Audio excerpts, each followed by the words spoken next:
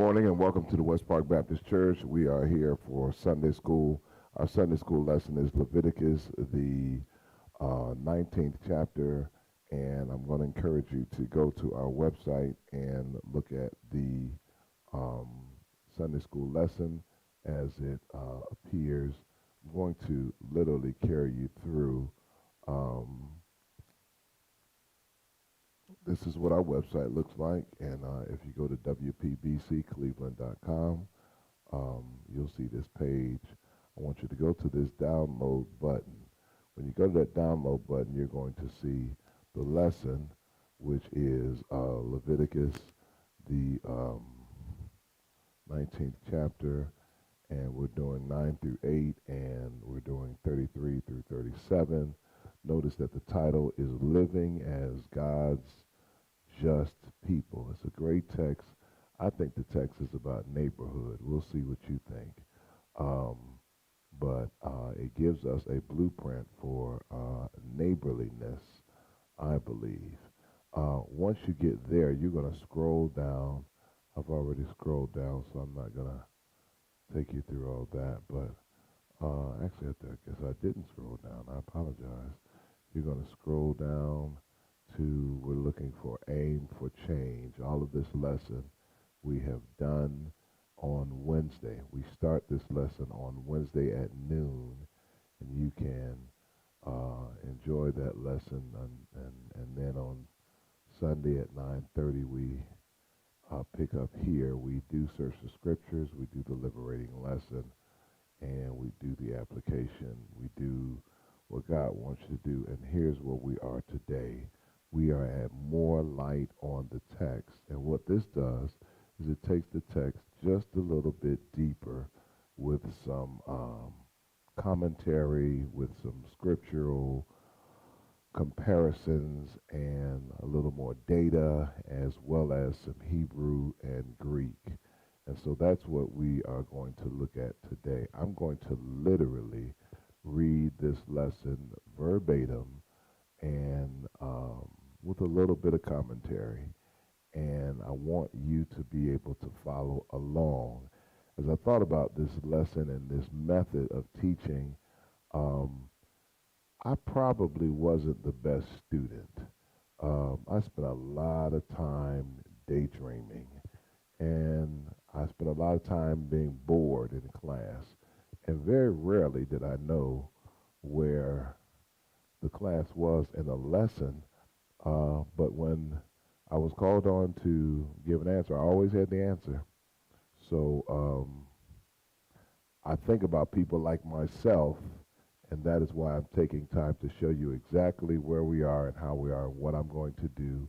And if you want to daydream a little bit, you can, but I'm going to keep reminding you where we are in the lesson just to bring you along. And like me, if I ask you a question, you will probably have the answer, because our mind is amazing. It can do a lot of things. So just in this lesson, the phrase, I am Lord, appears 8 times. That is very significant. I am the Lord. You need to know what that statement means to you. With other verses in chapter 19, it appears a total of 16 times and 162 times within the entire Bible.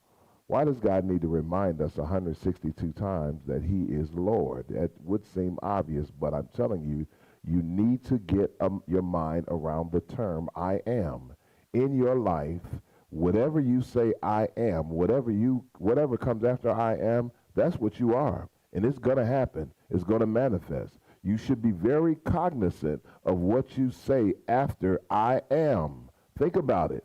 People say I am tired, I am sick, I am broke, I am lost, and you are.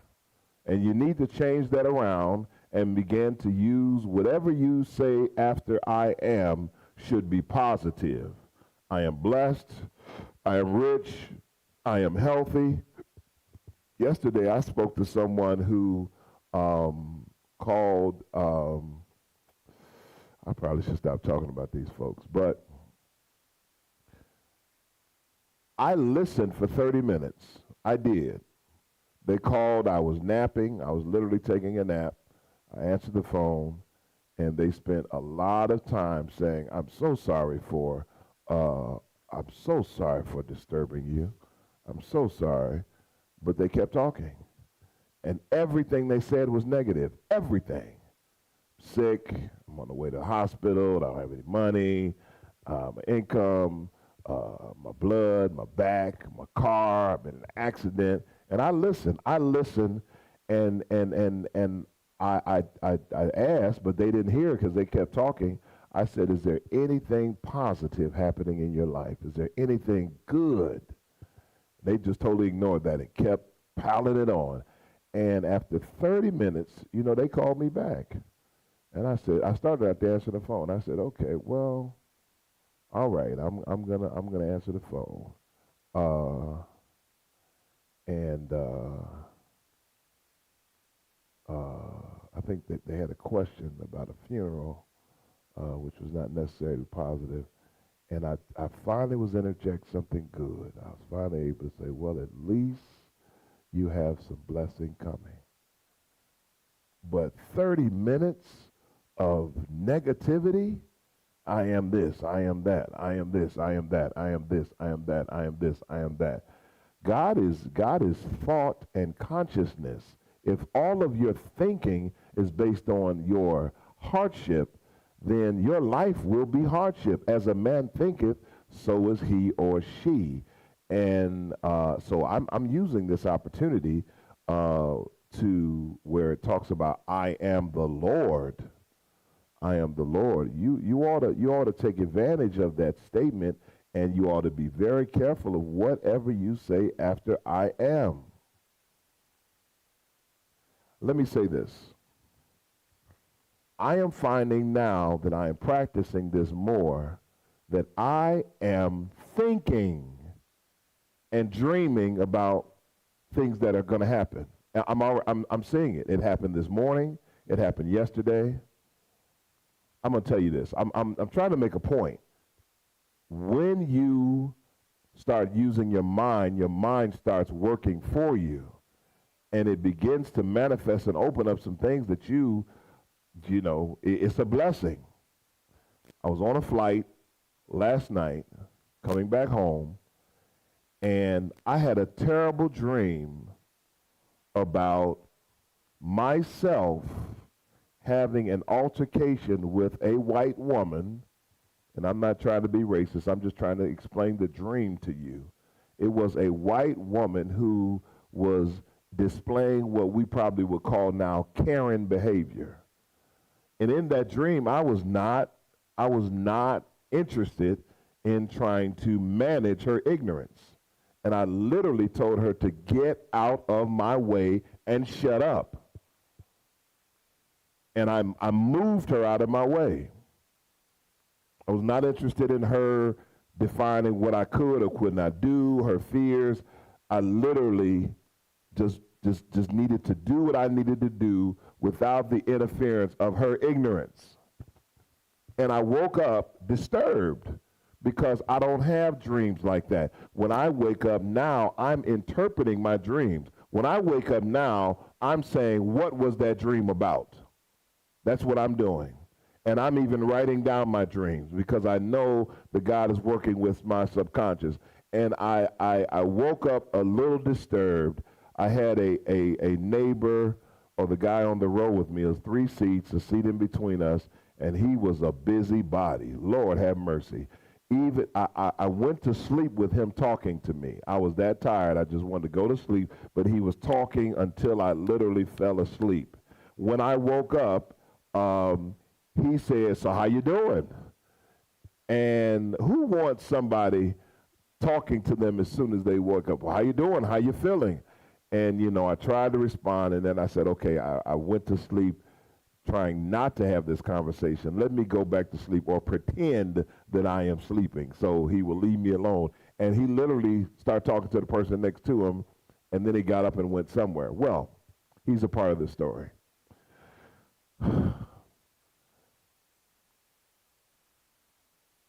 The plane was deboarding. That gentleman had left and went to the back of the plane because he wanted to talk to somebody. And of course, you know how it goes. Everybody, when it's time to get up and they tell you can get out of your seats, people want to get up and get their bags. And you know the most hated person on the plane for me, I shouldn't say hated, but the person that disturbs me most is the people that jump in the aisle and want to run up and get off the plane as fast as they can. And I found that the more expensive or more, the more, what I want to, well, I'll just make it plain. If you're on Spirit, you're going to find people that's going to block the aisle. If you're on Frontier, they're going to get up and block the aisle. They don't care who's trying to get off. They want to get off right now. And then you pass those very same person outside as if, they had to rush to go stand outside the plane. It's very frustrating. Well, he was in the back of the plane, and yes, he did that very same thing. Well, he didn't have the common whatever to say, hey, I'll run up and get back in my seat before the plane stops or whatever. Maybe he couldn't, I don't know. But as soon as everybody got up to get their bags, he pushed his way pretty much from the middle of the plane up to the front of the plane, which is where we were sitting, because he was in the back talking to somebody. And when he got up to the front, he was reaching over people and saying, excuse me, and blah, blah, blah, blah. And then I found out when I looked at him, I said, why are you doing that? But then he was trying to show me something related to this Colorado football game on his phone. And so I looked, but he reached over a guy and pushed the guy over, and the guy happened to be white, and the guy was upset, like I would have been upset. And they got into a little back and forth. And I grabbed the brother's hand. He was black. I grabbed his hand, and I said, come on, follow me. And because he was ready to fight. And I grabbed his hand, and I said, come on, brother, come on. And I wouldn't let his hand go, and he was squeezing my hand, and I was squeezing his hand, and he said, man, I'm shaking because I'm ready. I said, no, brother, we're not doing that today. We're not gonna, we're not doing this. And so I held his hand until we were in row 2, so until they got us out, and I got him in front of me. I separated him from the guy, and he got off the plane, and he turned around. He wanted to talk again. I said, no, brother, we're not doing that today. And I literally grabbed him around his arm. That's one of the benefits of being a big nigga. I grabbed him around his waist, and I pushed him off the plane. And so we got to the front of the plane, and sure enough, he turned around again. When we got to I got outside to the gate, and I said, no, we're not doing that. We're not doing that today. And so, he hemmed and hawed, and I didn't have my shoes on, so I had to put my shoes on. And when I put my shoes on, he took his chance, and he followed the guy down the whatever you call it, the hallway, and the guy, the guy didn't want to fight or anything. So the guy I saw them about halfway down, and he yelled security. The guy was like, security, security. And then after that, I don't know what happened. I didn't see the guy again. I did see the little white guy outside, and then it all came, when I saw him, I said it all came clear. That's what the dream was about. That's what the dream was about. And that is God's way of preparing me for what's about to happen next.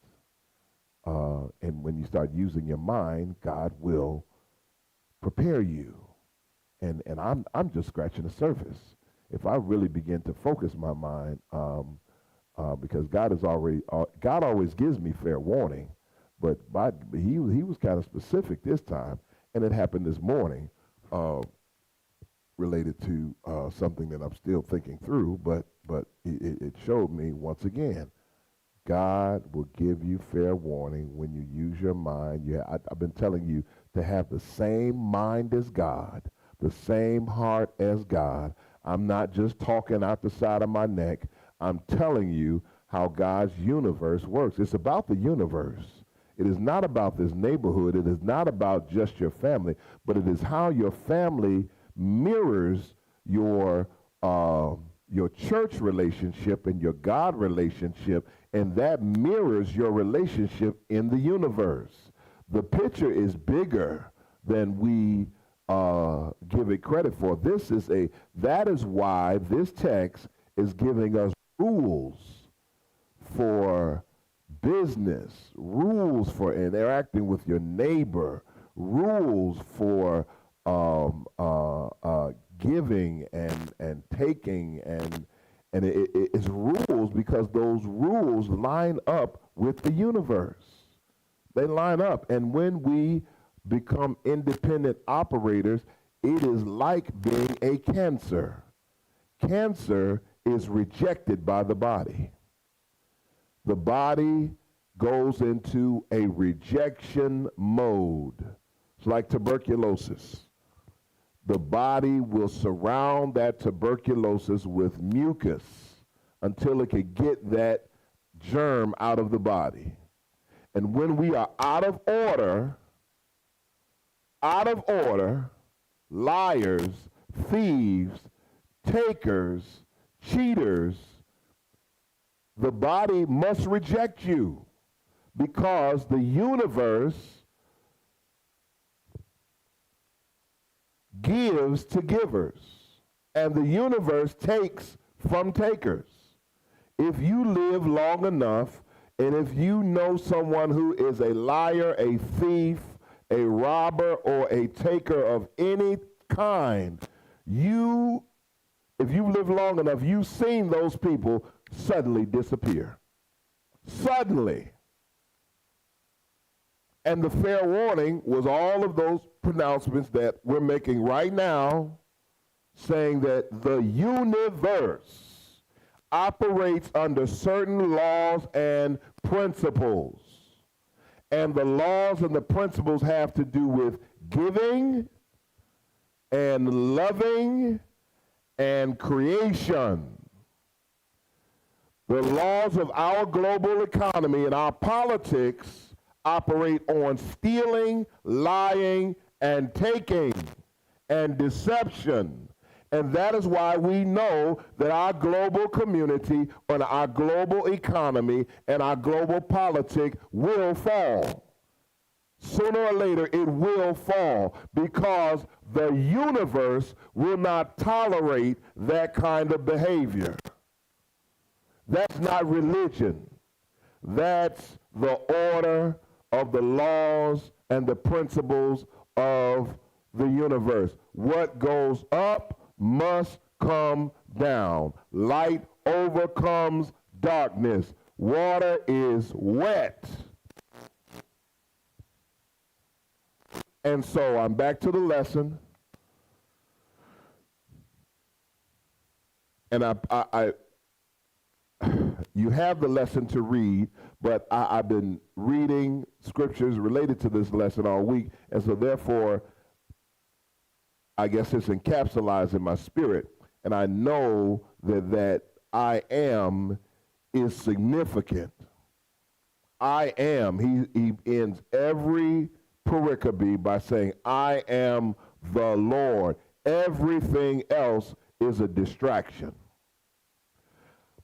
It appears a total of 16 times, 162 times within the entire Bible. Within the lesson, the phrase expands in verses 10, 34, and 36. Look at this. I am the Lord your God. See also 3, 4, 7, and 24. You can look at those texts. They're in this lesson if you want to scroll up. All of the above abbreviations of the first full first use in the chapter. You shall be holy, for I, the Lord, am holy. Please, friends, don't overlook that verse. When God says you shall be holy, God is saying you must fit into the universe. Do not take a blessing and use all of the blessing. It is contrary to the universe. Birds do not get a certain amount of, bees. Bees do not get a certain amount of flowers and they use all of the flowers that they pollinate. It is not, it is contrary to the universe that everything that you are given, you use. It's contrary. You are given in order to sustain you, but you are also given to sustain others, which includes your family, which includes the poor, which includes strangers, and you must fit in the universal cycle or process. And if everything else in the universe, the cow gives, but does not use everything that it gives. The bird gives or is blessed, but does not use its entire blessing. The chicken is blessed, but does not use all of their eggs. The grape vineyard is blessed, but does not use all of its grapes. Anything in the universe that uses everything that it is given must be purged. A thief, a liar, a deceiver, a taker must be purged. Just wait a while. Just wait a while. I know they're driving nice. I know they're living nice. I know they're popular. I know they wear nice things. It seems like they have unlimited money. Just wait a while. MC Hammer, just wait a while. I mean, we can go on and on. Just wait a while. Red Fox was, an icon in my life. Right before Red Fox finally had that heart attack and finally went on home to Elizabeth, they came and raided his home and took everything. Everything. If you are not doing it God's way, you will be purged. The universe will give to the giver. The universe will take from the taker. I've been dealing with this too long this week. That's why I'm all wrapped up in it. But it's true. You shall be holy. Holiness must be defined in your life. And the best way I can define holiness is that you can fit wherever God is. If you do not fit where God is, then you have some unholiness, some blemishes, which you need to address. If you can't do it in front of God and be proud about it, I probably shouldn't say that because you got some ignorant people out here that are proud of some really terrible things. But if you know it doesn't fit with God's will, it will be purged from your life. God's will shall be done. His word will be the only thing that lasts forever. I'm doing Sunday school because I am praying for people that do not know the word of God. I am praying for people who are living on secondhand information and get their understanding of theology and God from comedians and social media and movies and the like. You must read and live and practice and re-practice that word for yourself. You must at some point in your life at least attempt to be holy. You will fail. Oh, you will fail. But each time you attempt to be holy, you'll get a little better. You'll learn something. You will purge something. And you will manifest and become something. And you'll fail again. But then you'll get up. The righteous man falls 7 times, but gets up 7 times. How many times do we forgive? 7 times 70. God is trying to give us as many chances as he can because he knows that we're going to need many second chances. We're going to need them. There's no question about it. And so when we look at the word and it says, you shall be holy, that's a challenge. That's a challenge. That is a challenge. You should be holy in your conversation, not just on Sunday or when you're being watched, but all conversation. That's a challenge. You must be holy in your thinking. We sin in word, thought, and deed. Your thinking must be holy. Your deeds must be holy.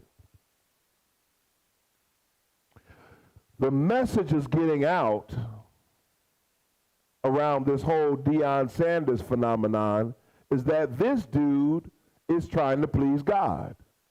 It's getting out. And it might be one of the most impressive things that he does. The word is getting out that God matters. How you treat people matters. It's getting out through Dion. How you carry your life privately matters. He keeps saying it over and over. Now, nobody, especially Dion, is saying that he's perfect. His life has been one big show. But he knows that there are universal laws that govern everything.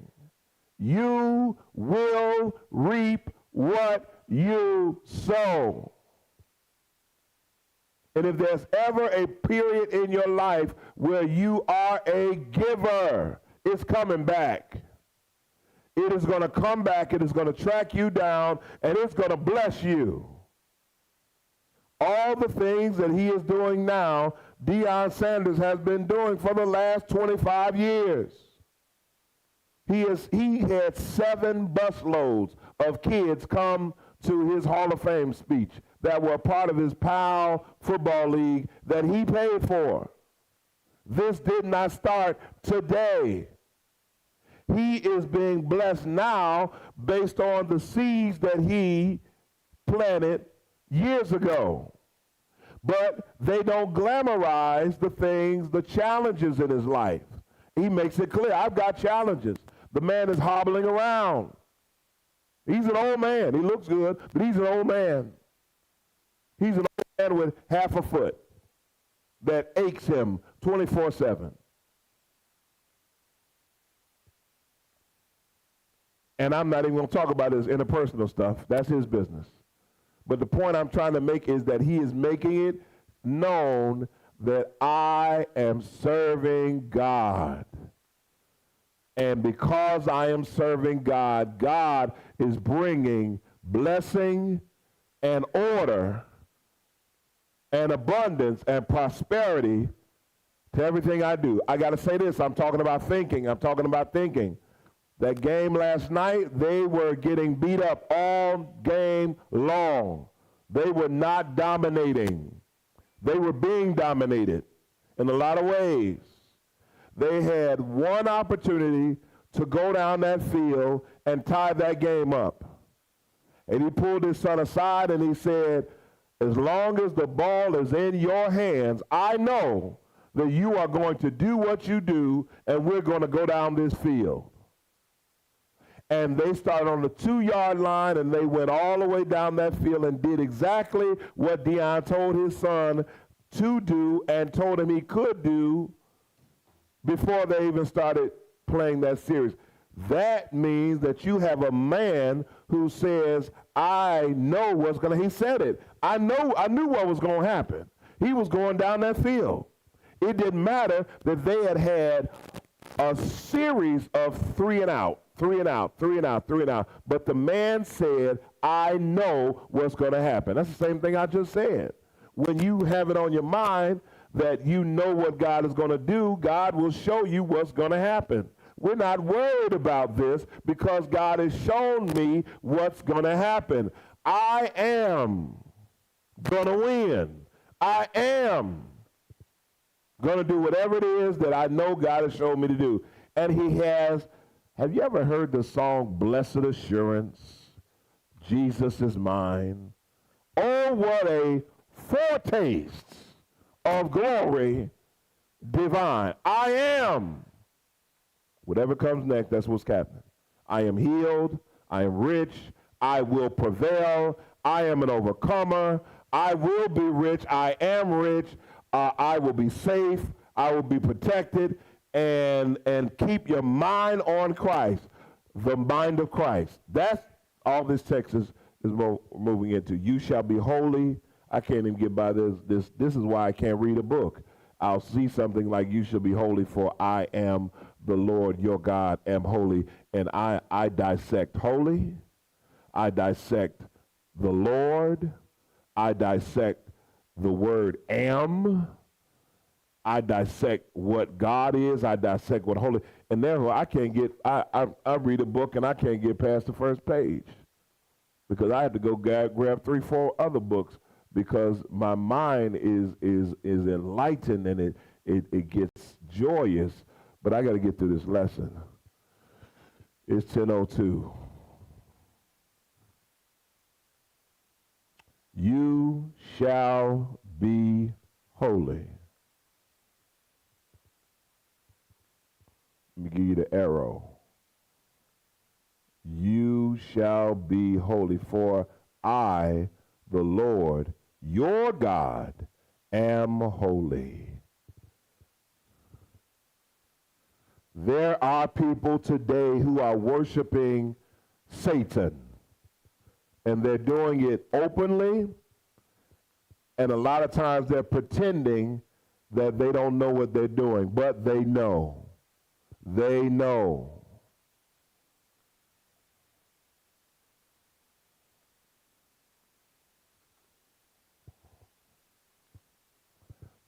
I like Cardi B. I like her for her marketing abilities. Her songs are awful.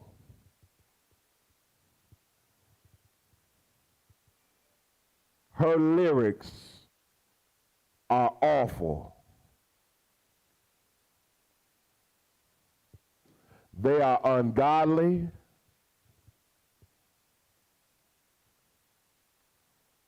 I would even go so far as to say that they are despicable.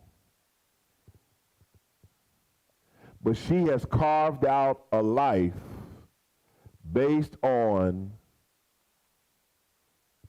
her vulgarness. I like Nicki Minaj, who came a little bit before her. She does the same thing. Sex sells. If you look at Little Kim, and see, the problem is when I say, because some people say, well, how can you like Cardi B and you're a pastor? Well, first of all, that lets me know where your brain is, and I don't really respond to that, but for the purpose of today, I'm going to respond to that. I don't know usually who sings a song that comes on the radio. I don't buy records. I don't memorize lyrics. I like beats. I like beats. Cardi B has some great beats. No question about it. I like bass. I like words that rhyme with bass. And therefore, I like her rhythm and vibe and energy. But if I listen closely, it's a whole nother program. And the key is if I listen closely, because if I just get caught up in the vibe and the energy and the rhythm, I like it. I'm a Cardi B fan. But then when I listen closely to what she's actually saying, I can't be a Cardi B fan because she is pathetically vulgar. Pathetically.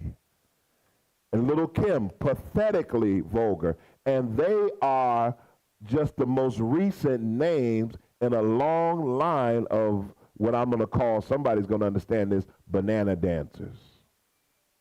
Somebody knows what that is. I can't do all the history lesson for you. But the more vulgar you are, the more people seem to be attracted to you.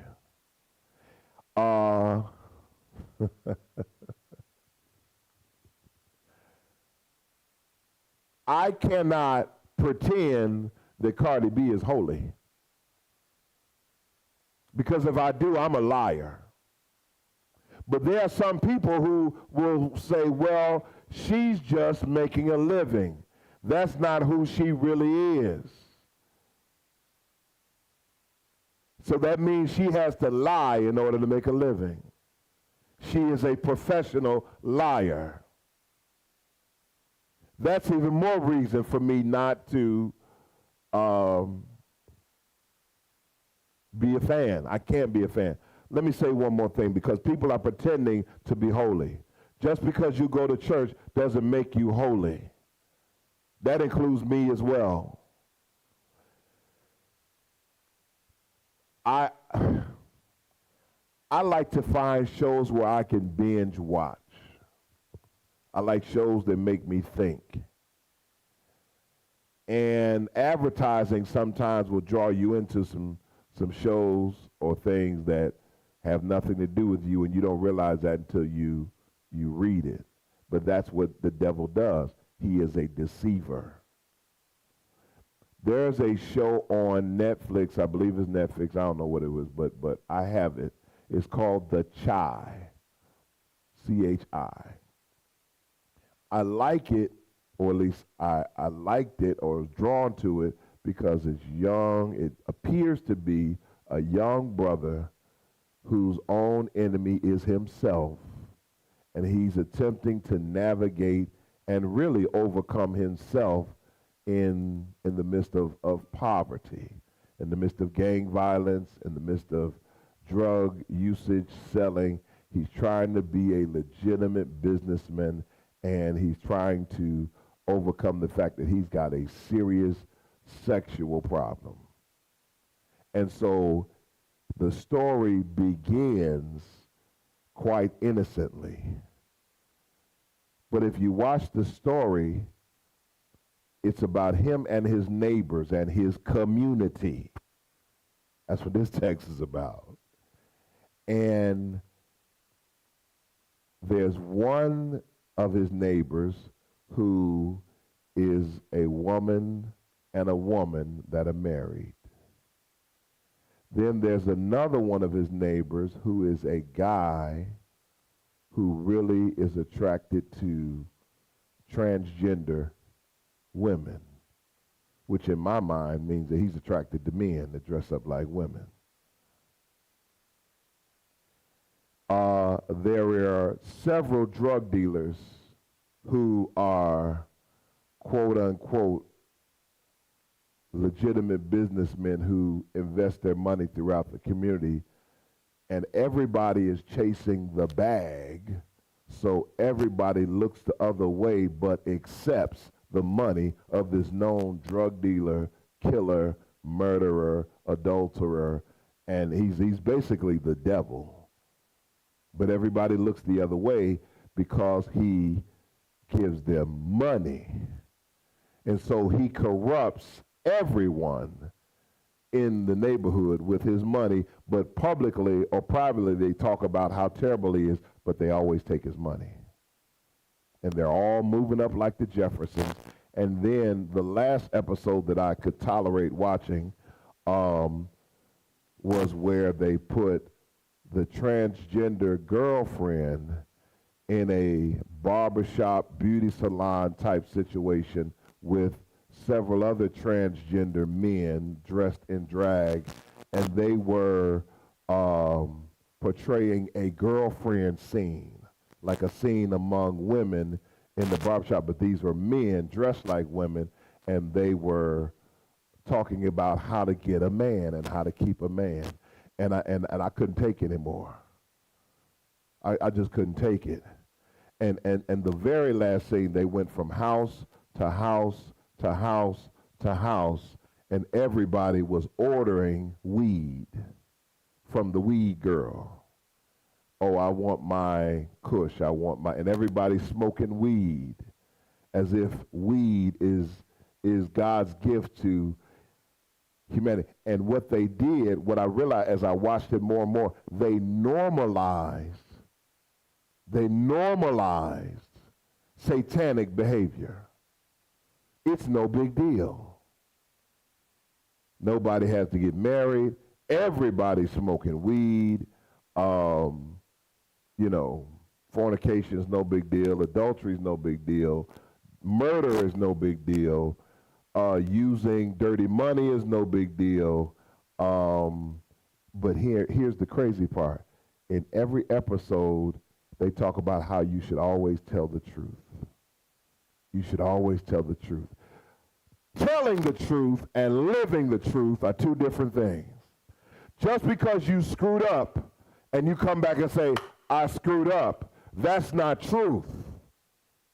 Truth is changing your behavior and repentance. Everyone doesn't know that. Leviticus 19 says there are certain lifestyles that communicate truth without always trying to preach truth. And when you're living a lie, you are not remotely associated with the truth. Not even remotely. Not even for moments. I killed somebody, or I'm going to tell the truth. I cheated, I'm going to tell the truth. I lied, I'm going to tell the truth. And that's going to make it all better. That's not truth. That's not truth. And what the world does is deceive you into thinking that you're a good person when you know you're not. But you have learned how to lie, but tell the truth. Anyway, you shall be holy, for I, the Lord your God, am holy.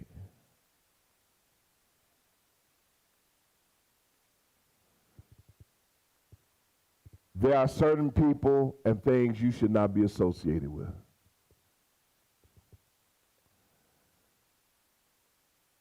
These words are simple, but all sufficient reason that Israel, the church, is to obey. The portion of Scripture is all about God's holiness and his requirements for our holiness, and thus has been called the Holiness Code. The Holiness Code. The Holiness Code.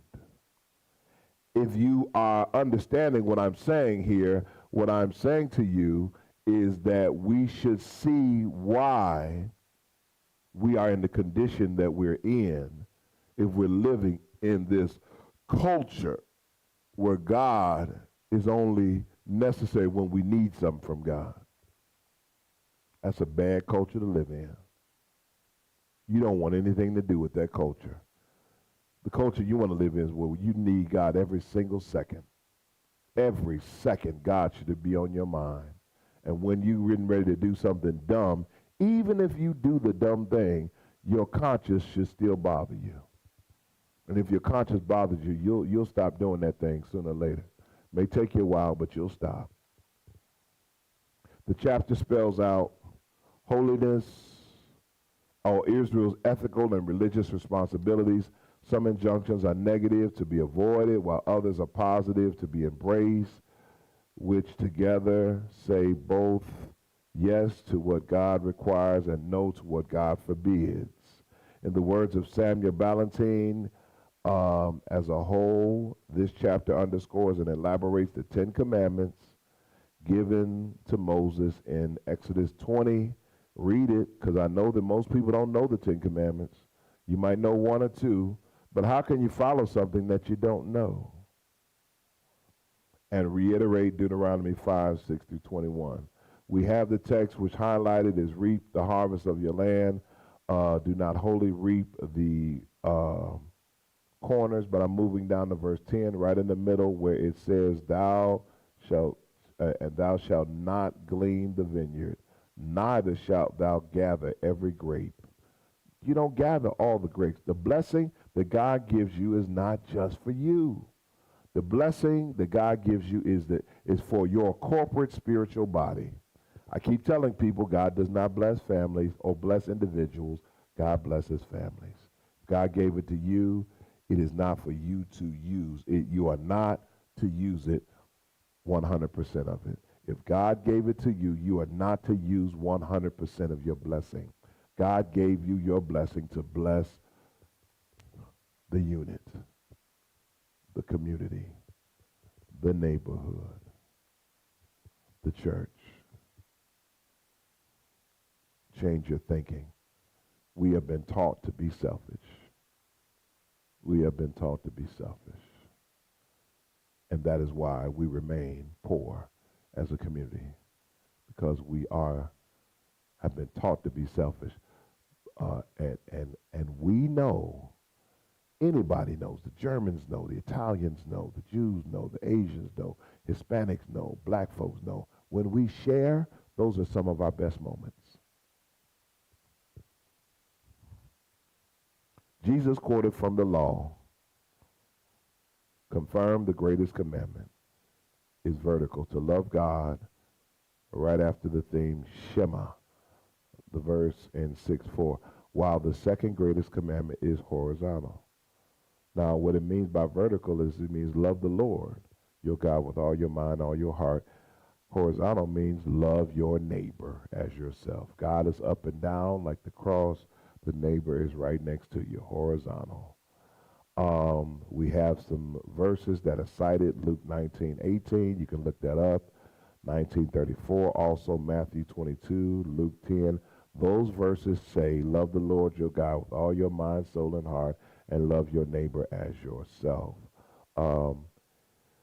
which includes the proper handling of land in order to care for the needs of the poor.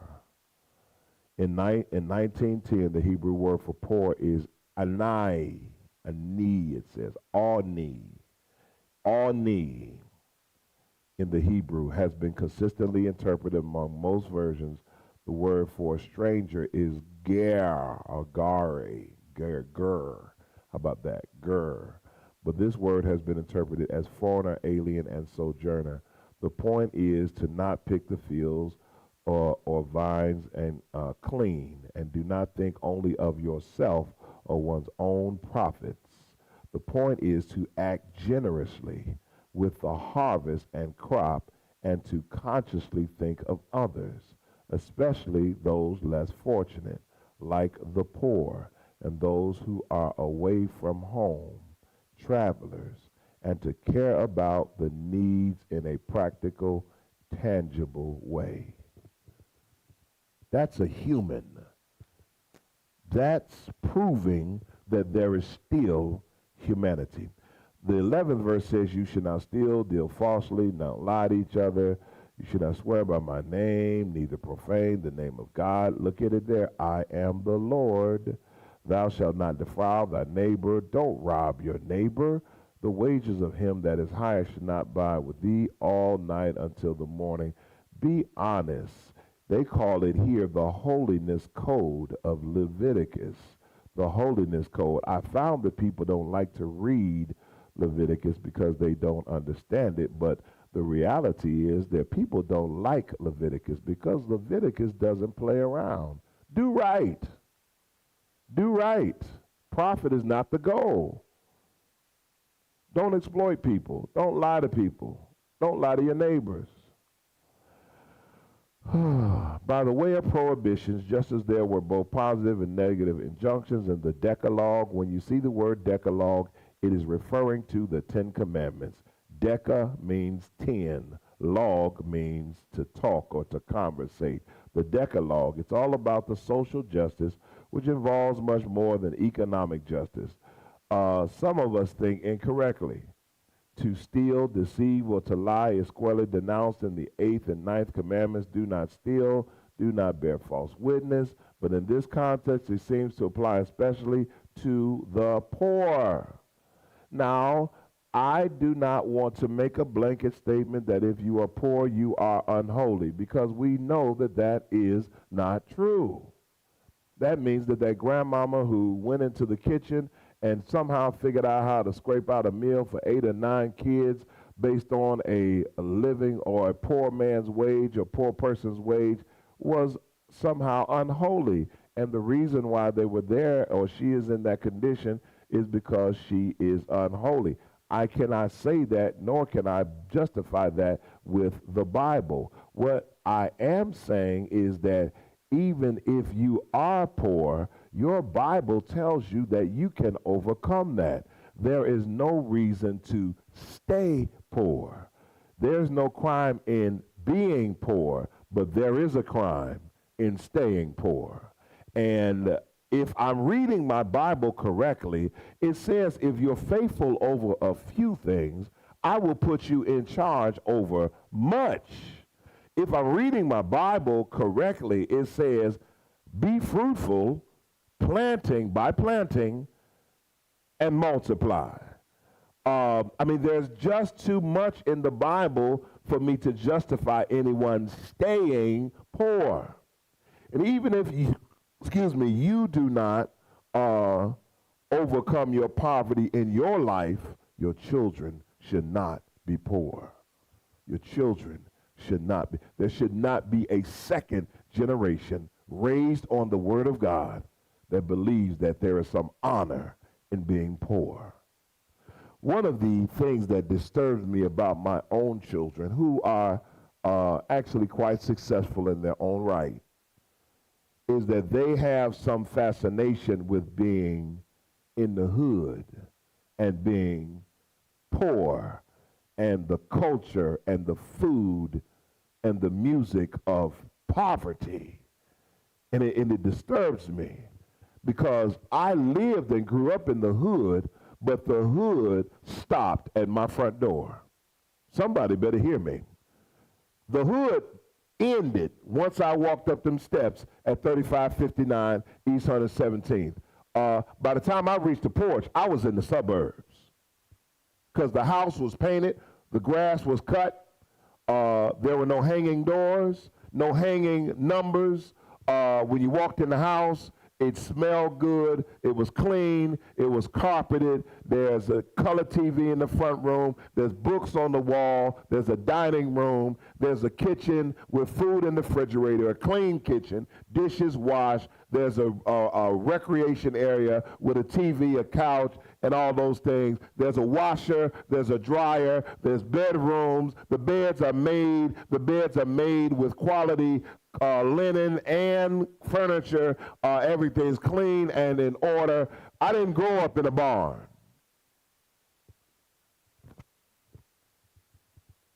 Thank God for my mother.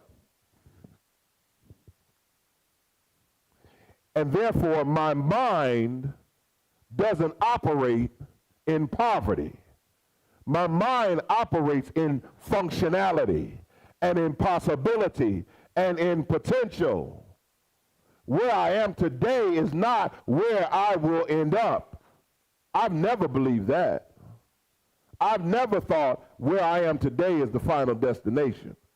I've always been growing, always been the benefactor of planting seeds, always been the benefactor, hear me, of visualization and affirmations.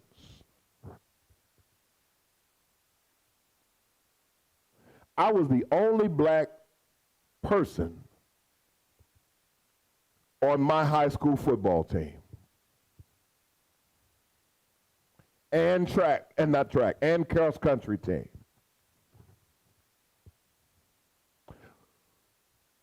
We went on a cross country trip to a meet once, and all of the team was having a good time, laughing and joking, and when it came time for lodging,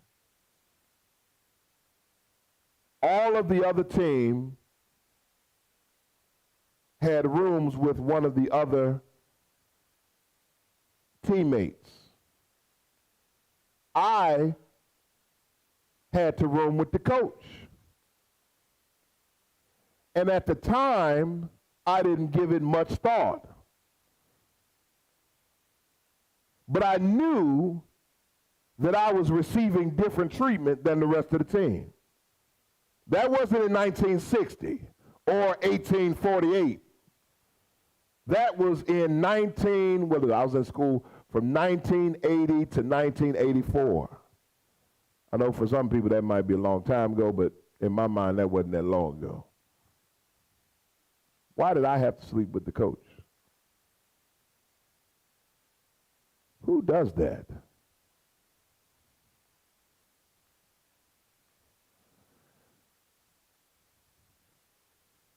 I'm trying to say that if I let that experience define who I was, I would always think that there is something inferior about me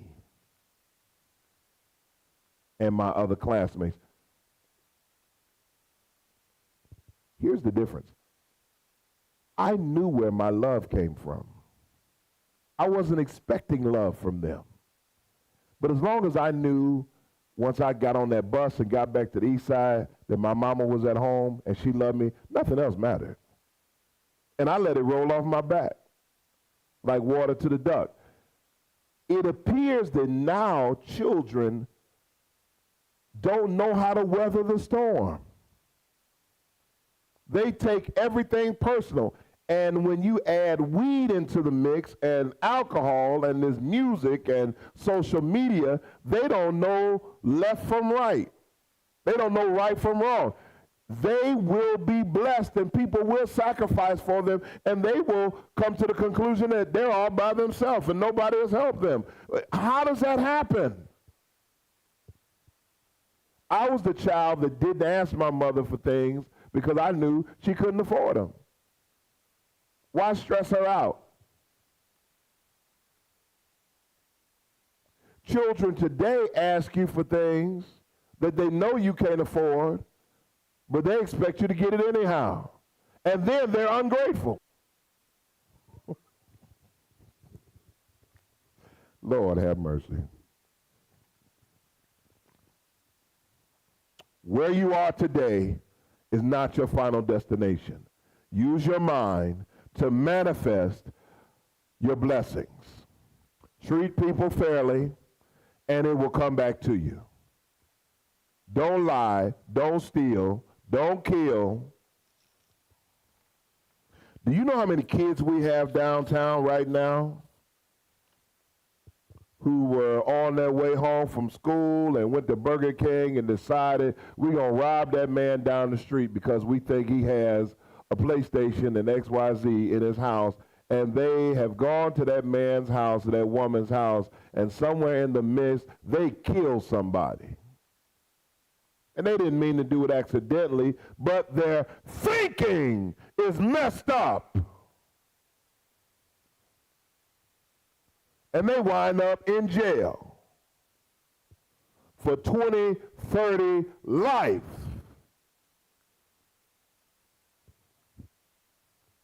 We need to bring our kids back to church. We need to begin to pay more attention. You know what? We need to follow some laws, some rules, which this text is suggesting. But the number one thing we need to stop doing is lying to our kids. We have lied to our children, and we have tried to portray to them that somehow mommy and daddy are perfect, and everybody knows that mom and daddy ain't perfect. We've done some things, been some places, said some things we ain't had no business doing. And what our kids wind up doing is after we give them that great lullaby about how God has brought us this way, our kids go out and do the very same stuff that we did, only they take it to another level. Ooh, Lord. Ooh, Lord. Now that's some gospel right there. Stop lying to your kids.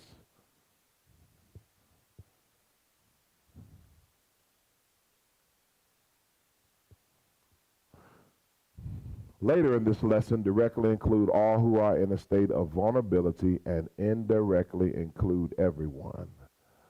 Ultimately, the prohibition is against deception and deceit of any kind against anyone for any reason, paralleling the third commandment, do not take the name of the Lord in vain, with different words in Leviticus 19:12 refers to using God's name in an oath that one does not intend to keep. Today, swearing on a Bible in a courtroom but planning to commit perjury specifically would violate this injunction. Dishonesty compromises both the individual and the entire human community, and it is contrary to the destructive of God's holiness. Oppression of any kind does not reflect God's holiness, which demands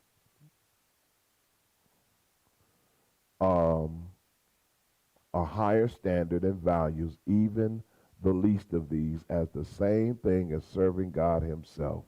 In Leviticus 19:13, the Hebrew word for neighbor is re'ah, and ultimately refers to everyone, everywhere, everyone. Neighbor refers to everyone.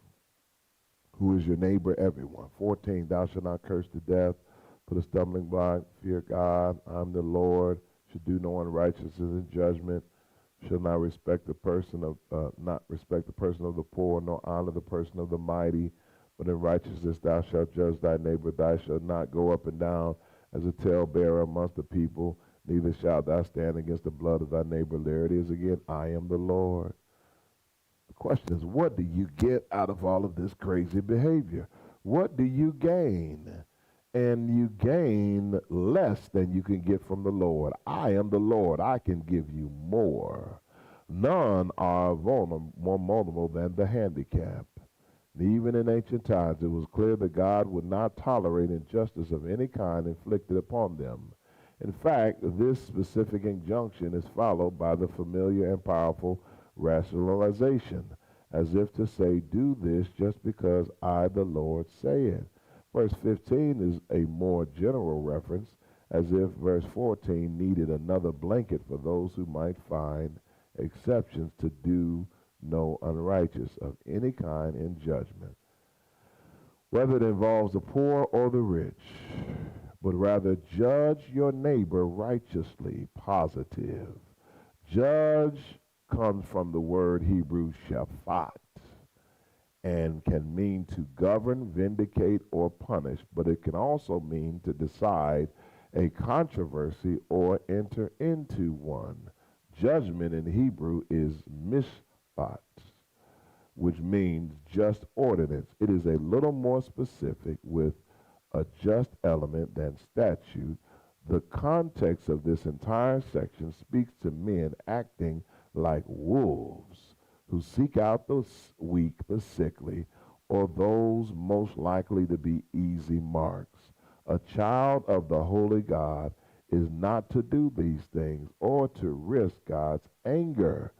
Slander is a specific type of evil or injustice, which in Ezekiel 22:9 is connected to murder.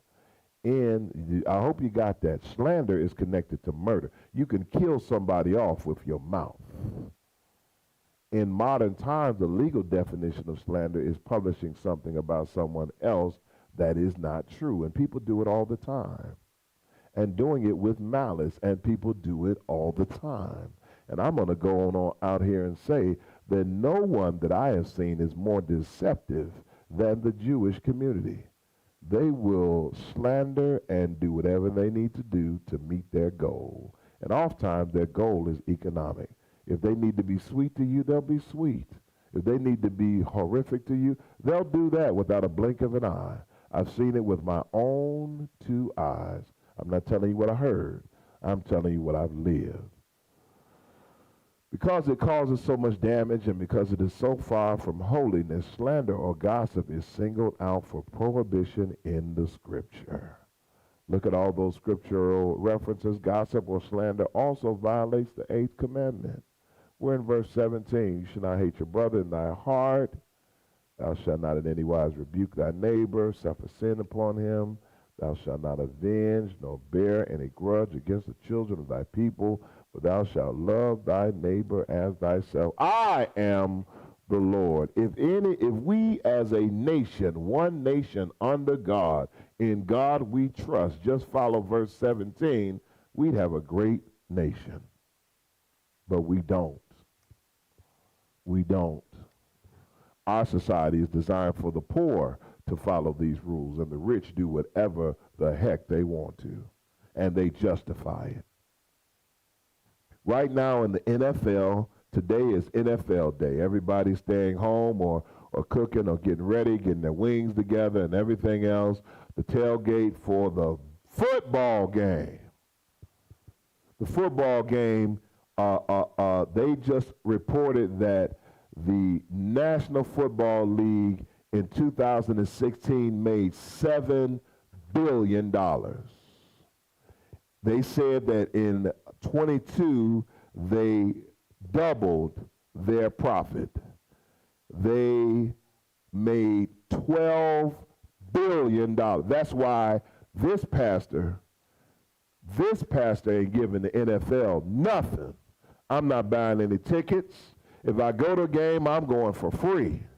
You best believe I will be at the Super Bowl. If I get into the Super Bowl, I will have a ticket that I did not pay for. I'm putting it out there. I'm letting you know. I ain't giving the NFL nothing. I'm not buying the NFL channel. I'm not giving them a dime because it is a perfect in-your-face exploitation, money-making cash cow. In 2016, that's the year that the Cleveland Cavaliers won the Super Bowl or won the NBA championship. The National Football League made $7 billion.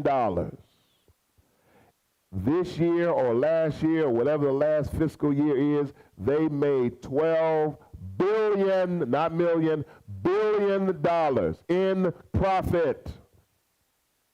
That means that in 6 years, 7 years, they doubled their profit.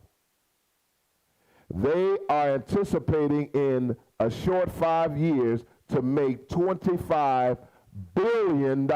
They intend to double their profit in the next 5 years. $25 billion. We just took breakfast down to the homeless. How many breakfasts did we serve today? 64 breakfasts. Egg, sausage, grits. We just took 64? 64 breakfasts to the homeless shelter. If the Cleveland Browns are making 1/32, it's 32 teams, if they're getting their equal share of $12 billion, and the Cleveland Browns Stadium is within view of the homeless shelter. The Cleveland Browns Stadium is on, I'm going to say, West 3rd or East 9th. The homeless shelter is on 22nd. If the Cleveland Browns are making a share of $12 billion, there ought not be any homeless shelters in Cleveland, Ohio, especially downtown, because the Cleveland Browns have benefited from tax rebates and all kinds of incentive in order to be able to make their share of $12 billion without any interference. Antitrust laws have been suspended. Community reinvestment laws have been suspended, all so that they can make more money. I ain't giving them a dime. I'm not buying a jersey. I ain't giving them a dime. I ain't giving them a dime. And there's nobody, no one group, percentage-wise, that gives more to the NFL and the NBA than black folks. Poor black folks. Y'all lost your minds. Or maybe you never had your minds. But my point is that if we live by verse 17 and 18, there wouldn't be any poverty. In Matthew 5:43, I'm going to have to wrap this up. Jesus quoted Leviticus, understanding clearly that the hate in one's heart is what leads to murder. My point with the Cleveland Browns that I was attempting to make was that now they play on AstroTurf. Everyone knows that AstroTurf is no different. I'm going to say no different. That's me talking. But it is very similar to playing on asphalt or bricks. Imagine that. As a young boy, we played in the street. We didn't wear helmets. I lived in a time before a car seat, before helmets on the bicycle, and before they were making babies sleep on their backs or their stomachs. I don't know which one is supposed to be the safe one. But I lived through all that. All of that. A lot of us did. And we played in the street. On my street, it was red brick. And when it snowed, we even played on the snow and the ice. And I can remember many days hitting my head on that surface and seeing stars. Who knows how many concussions we had? Who knows?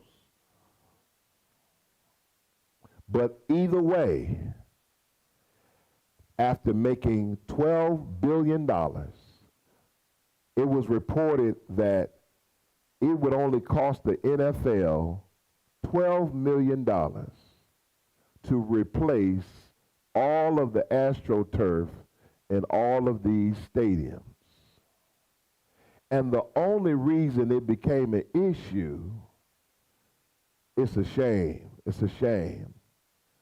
But Aaron Rodgers got hurt on AstroTurf. Do you know how many dislocated toes, knees, hips? Bo Jackson was probably one of the, he was a phenomenon. He was a phenom. But he had to get his hip replaced from running on that asphalt-like, cement-like, brick-like AstroTurf. Shoulders separated, concussions. None of that has persuaded the NFL to change the AstroTurf to grass, like Cleveland Municipal Stadium. Wonder how long Jim Brown's career would have been if he had to play on AstroTurf. I mean, he cut it short. Y'all know the story. But all they have to do, if the health of the players mattered, if the health of the players were a priority, all they have to do is spend $12 million.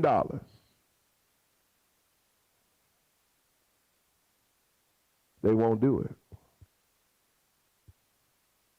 Because the upkeep of AstroTurf is cheaper than the upkeep of grass.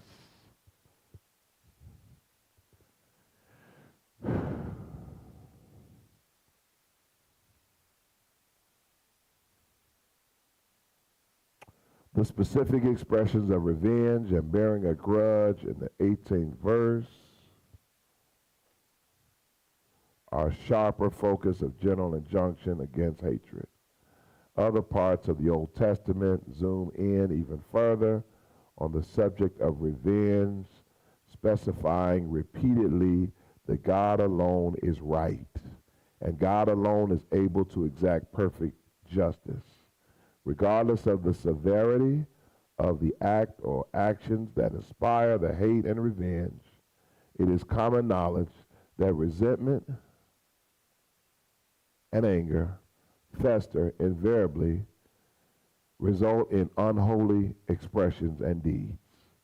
It is also commonly known that such attitudes often harm the bearers more than the targets. Juxtaposed against the antithetical to to all forms of injustice, hatred, and evil, and love stands as a quintessential solution and antidote. In Leviticus 19, the Hebrew word for love is ahab. The do's and don'ts of loving one's neighbor could have been listed by the thousands, but this list in Leviticus expanded from the Decalogue in Exodus, which comes from the Hammurabi Code, should have served as a sufficient extension to make clear the point that the love for God translates into love for neighbors. If you love God, you love your neighbors. If you love God, you love your neighbors. I don't know how you can love God and hate your brother, but we figured out how to do that. Jesus quoted from the now famous citation of the second greatest commandment captured by all these synoptic gospels. You have the scripture quotations there, as well as Romans and James. Again, the only rationale needed is God is good. 1933. If a stranger sojourn, be nice to the stranger. I am the Lord. I'm summarizing. As stated in the Hebrew, word for stranger is ger and can handle sojourner. In verse 33, the phrase stranger sojourn is interpreted from the Hebrew gur. Thus, the phrase easily could have been a bit humorous alliteration, but it is easy to use the proper way to treat strangers in person in a brief sentence. Here's the brief sentence: love them as you love yourself. I like to say that text is really telling you to love them more than you love yourself, because you don't love anybody more than you love yourself. If you love them like you love yourself, you love them even more than anybody else, including yourself.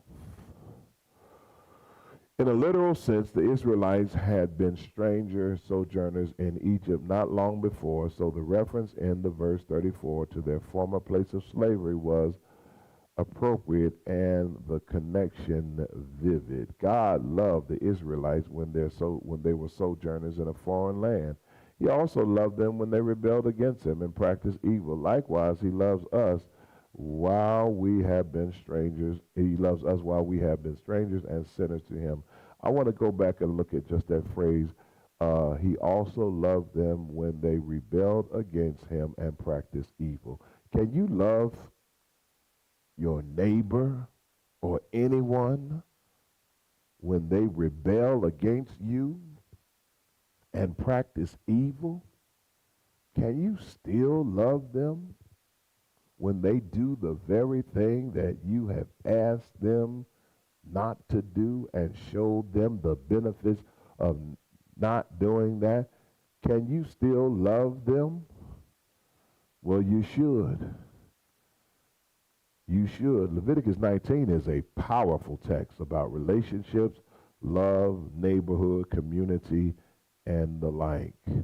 35, you should do no unrighteousness in measure yard and weight measurements, just balances, ephah, blah, blah. In other words, be fair and right in business practice. Evil is the Hebrew word for unrighteousness. It sounds remarkably like our word evil. Indeed, the meaning is synonymous with injustice, inequity, wickedness, and can include violent deeds of injustice. In verse 35, the Hebrew word for just is tzedek, which means justice, righteousness, and the like. The exact opposite of evil from 35. Few Old Testament theological concepts emerge as strongly as the twin themes of justice and righteousness.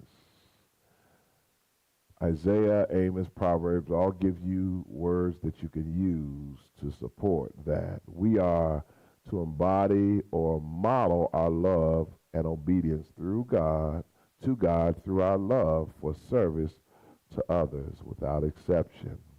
I don't want us to miss that. We do a lot of service around here, and we do it because we are modeling our love and obedience for God. I hope you understand that. Jesus further underscored the Levitical applications of the Decalogue by removing all listed specifics and replacing them and even more impossible to achieve holiness. Name to simply think about acting unjustly will make one guilty of the whole law. In contrast, unjust weights used in unrighteousness, those in Leviticus, whose just weights both exercise justice and are evidence of righteousness. I got to pull this down to the last verse, and we've got to make a transition to 11 o'clock. Therefore, here sums it up. Therefore, you shall observe all my statutes and all my justice and do them, practice them.